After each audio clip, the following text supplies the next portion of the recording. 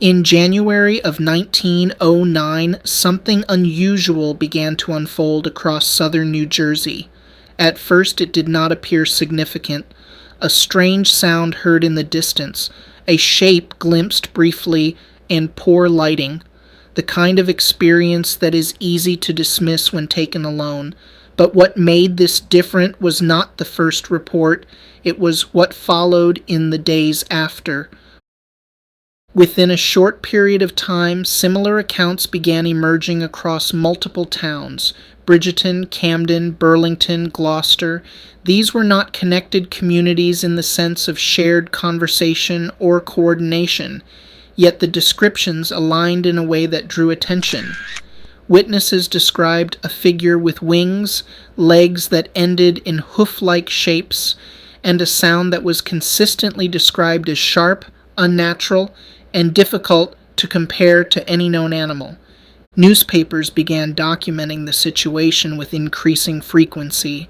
Publications such as the Philadelphia Inquirer, the Trenton Times, and the Evening Bulletin reported on sightings, tracks, and community reactions.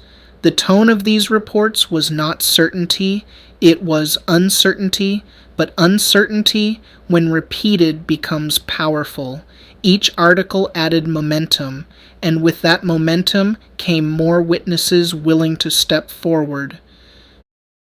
Physical evidence added another layer. Tracks appeared in fresh snow across multiple locations. These were not random impressions. They followed paths, crossed roads, and in some cases appeared to move across rooftops before ending abruptly. Observers noted the absence of drag marks or clear landing points, which made the patterns difficult to explain using known animal behavior. Authorities became involved as the reports intensified. Police were called to investigate sightings. Armed groups formed in response to community concern. Some individuals claimed direct encounters, while others reported firing at the creature. Despite these efforts, no physical evidence was recovered that could confirm or resolve the situation.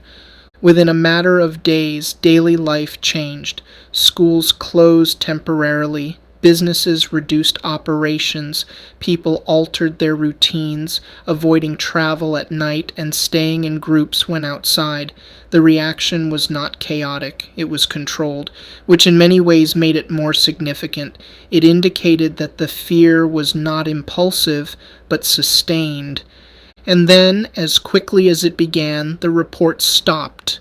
There was no final sighting, no definitive explanation. The events ended without resolution, leaving behind a question that has remained for more than a century. What exactly did hundreds of people believe they encountered during the winter of 1909?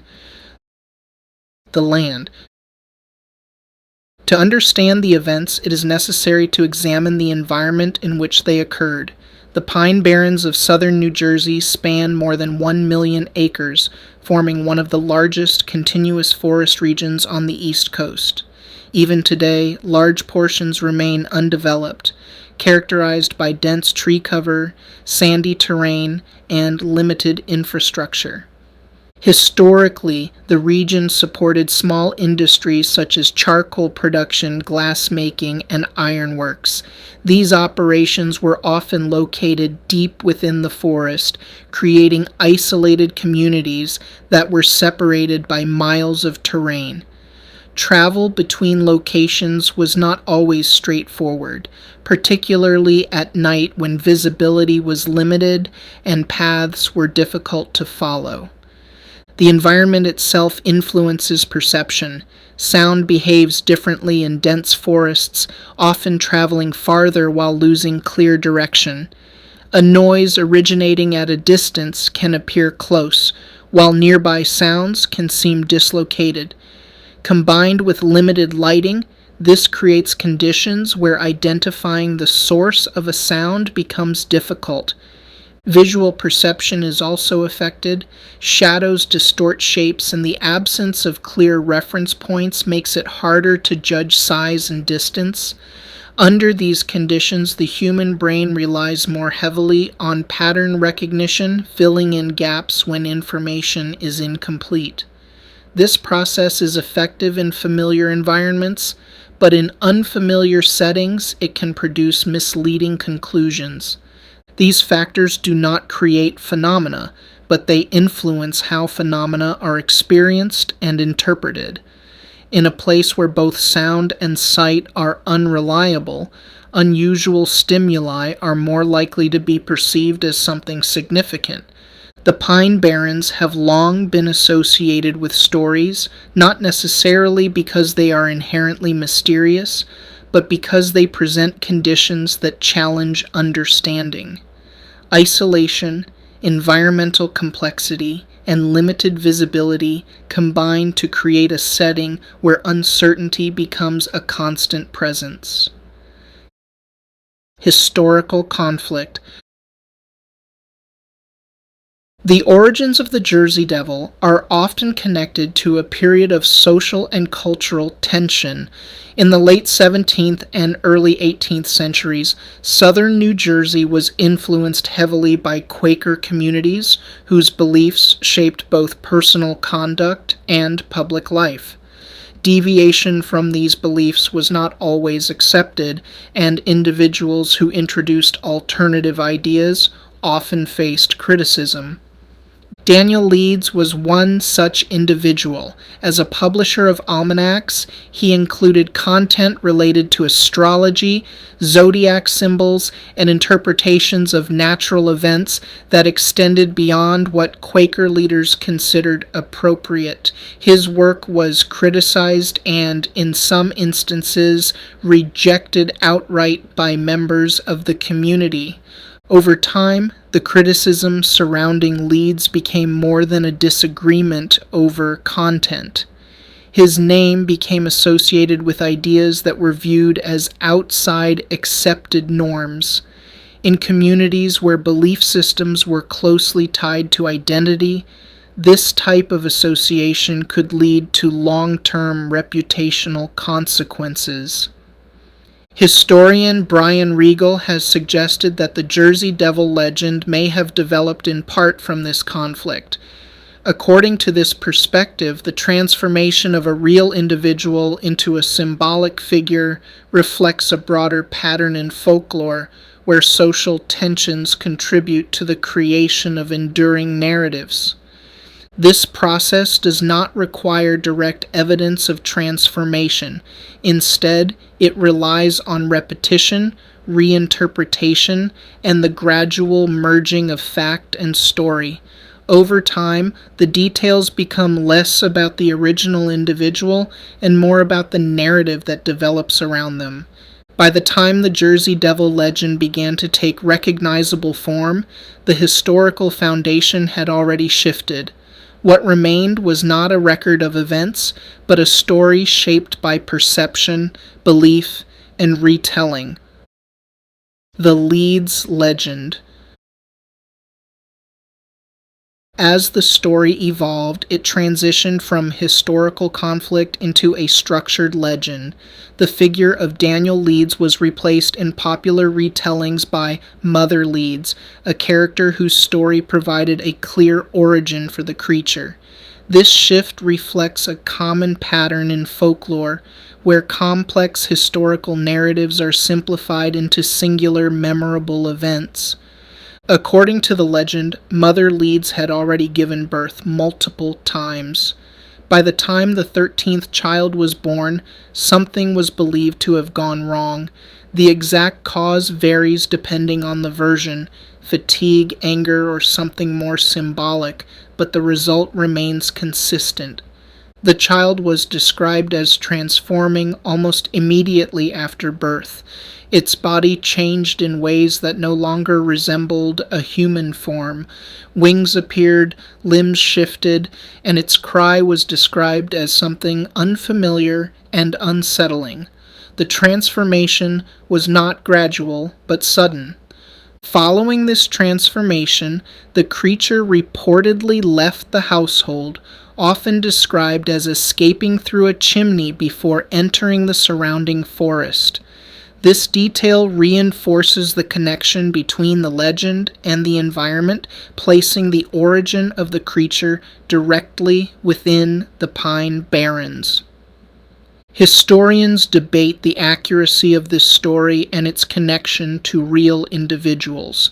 While the Leeds name provides a link, the specific details of the legend appear to have developed over time, influenced by retellings and cultural context. What remains consistent is the function of the story. It provides an origin, a way to explain later sightings by connecting them to a singular event. Whether factual or symbolic, it serves as the foundation upon which the rest of the narrative is built. Early sightings. By the early 19th century, accounts began to appear that suggested the legend had moved beyond storytelling into reported experience. One of the most frequently cited examples involves Joseph Bonaparte, the brother of Napoleon, who lived in New Jersey following his exile from Europe. According to later accounts, Bonaparte encountered a winged creature while hunting near Bordentown. The details of the encounter are limited, but the association with a historically recognizable figure contributed to the persistence of the story. Another account involves Commodore Stephen Decatur, a naval officer connected to operations near Hanover Mills. Reports suggest that he observed a similar creature while testing equipment, and that he fired at it without effect. As with many early accounts, the details vary depending on the source. These accounts are difficult to verify using modern standards, but they serve an important purpose within the narrative. They establish continuity, showing that sightings were not limited to a single event or time period. Different individuals in different contexts described experiences that shared core features. While the accuracy of each account cannot be confirmed, the repetition of similar descriptions contributes to the overall pattern. By the time the events of 1909 occurred, the idea of a winged creature in the region was already established. This context is important as it influences how later reports are interpreted. The 1909 Panic. The events of January 1909 represent the most concentrated period of reported sightings associated with the Jersey Devil. Beginning around January 16th, initial reports emerged from Bridgeton, New Jersey, describing a strange creature observed at night. Over the following days, similar reports appeared in additional towns, including Camden, Burlington, and Gloucester. What distinguished this event from earlier sightings was the speed at which it spread and the consistency of descriptions across locations. By January 19th and 20th, reports of tracks began to appear alongside eyewitness accounts. These tracks were described as hoof-like, appearing in snow and following patterns that crossed roads, fields, and obstacles such as fences and rooftops. Newspapers documented these events in detail, publishing frequent updates that contributed to increased public awareness. The combination of eyewitness reports and physical evidence created a situation that was difficult to dismiss as isolated incidents. Community response escalated as reports continued. Schools closed temporarily, businesses reduced operations, and law enforcement became involved in investigating sightings. Some individuals claimed direct encounters, while others reported firing at the creature. Despite the scale of the response, no definitive evidence was recovered.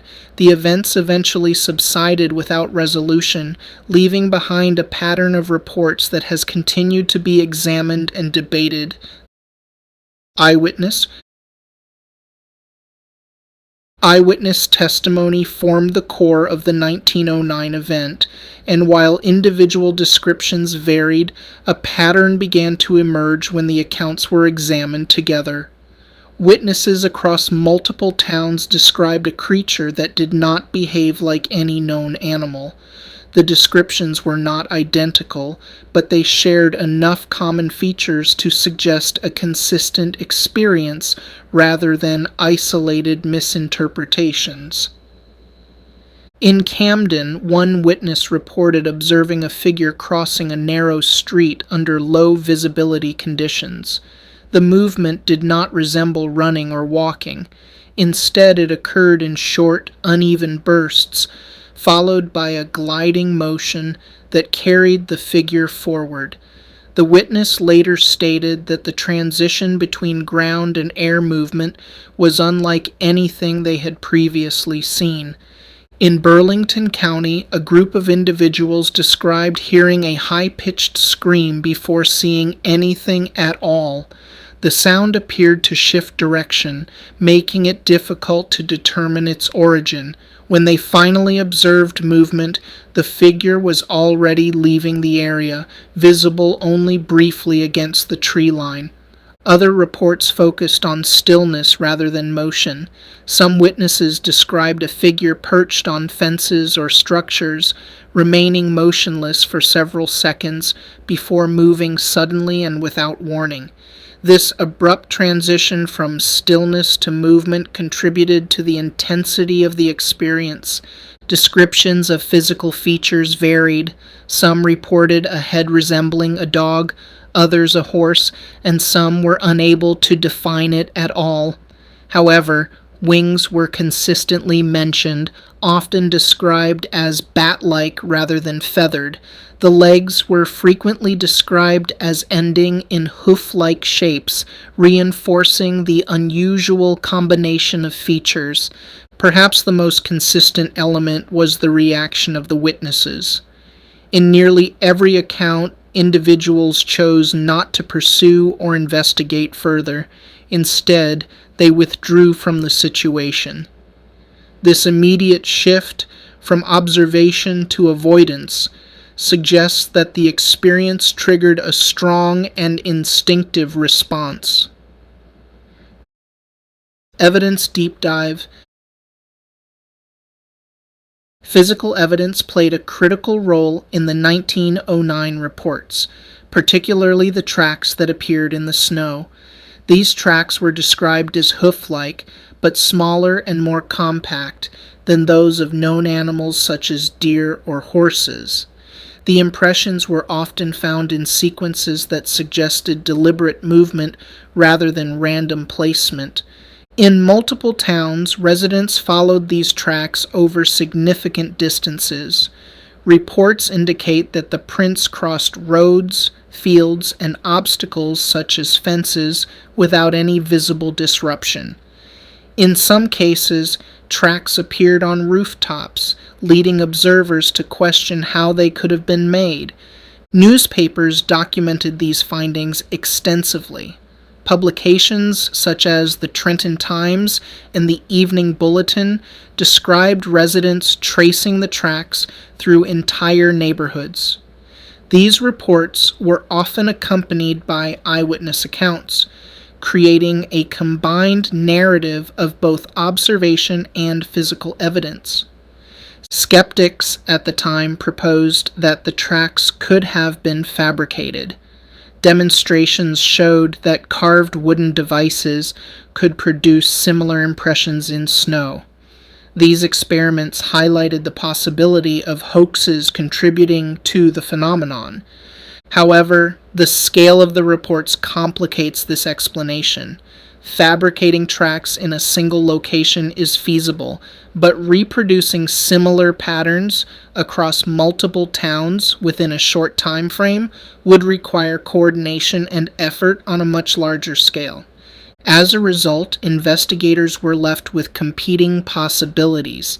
Either multiple hoaxes were occurring simultaneously, or the tracks were being produced by a source that had not been identified. This uncertainty became a defining feature of the case. Modern encounters. Reports of similar encounters did not end in the early 20th century. Instead, they continued sporadically, adapting to changes in how experiences are documented and shared. These modern accounts provide continuity, showing that the structure of the sightings remains consistent even as the context changes.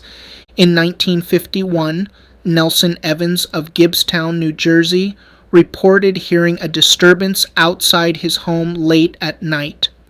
When he investigated, he observed a small upright figure perched on his fence. He described the creature as having wings that opened suddenly as it moved, disappearing into the darkness within seconds. In the 1960s, farmer Howard Campbell reported unusual behavior among his livestock near Mays Landing. After several nights of disturbances, he observed a shape moving along the tree line. He described its motion as lifting forward rather than running, suggesting a movement pattern that did not align with known animals. In 1978, a driver traveling along Route 70 reported nearly colliding with a figure that crossed the road. The movement was described as uneven, followed by a sudden upward motion as wings became visible in the vehicle's headlights. The encounter lasted only a few seconds but left a lasting impression. In 1993, campers near Leeds Point reported hearing a high-pitched scream and observing movement above their campsite. While they did not obtain a clear visual, the consistency of the sound and shared experience among the group contributed to their decision to leave the area. More recent accounts, often shared online, describe similar patterns. Brief encounters, partial visibility, and a strong emotional response remain consistent across decades. These reports do not confirm the existence of the creature, but they extend the timeline of the phenomenon. Theories. Over time, multiple explanations have been proposed to account for the Jersey Devil reports. Each theory attempts to explain specific aspects of the phenomenon, but none fully resolves all elements. One of the most common explanations involves misidentified animals. The sandhill crane is frequently cited due to its height and wingspan. Under low light conditions, its appearance can be distorted, and its call can sound unusual. However, the presence of this species in the region during the relevant period is debated, and its tracks do not match the hoof-like impressions described in reports. Other zoological explanations include deer or large birds observed under unusual conditions. While these may account for certain sightings, they do not explain the consistency of reported features such as combined animal characteristics and movement patterns. The possibility of hoaxes has also been considered. Demonstrations have shown that tracks can be fabricated, and historical accounts suggest that some individuals may have contributed to the spread of the story intentionally. However, the scale and consistency of the reports make it difficult to attribute the entire phenomenon to hoax activity. Psychological explanations focus on perception and expectation. The concept of expectation bias suggests that individuals interpret sensory information based on prior knowledge or suggestion. In environments like the Pine Barrens, where visibility and sound are distorted, this effect can be amplified.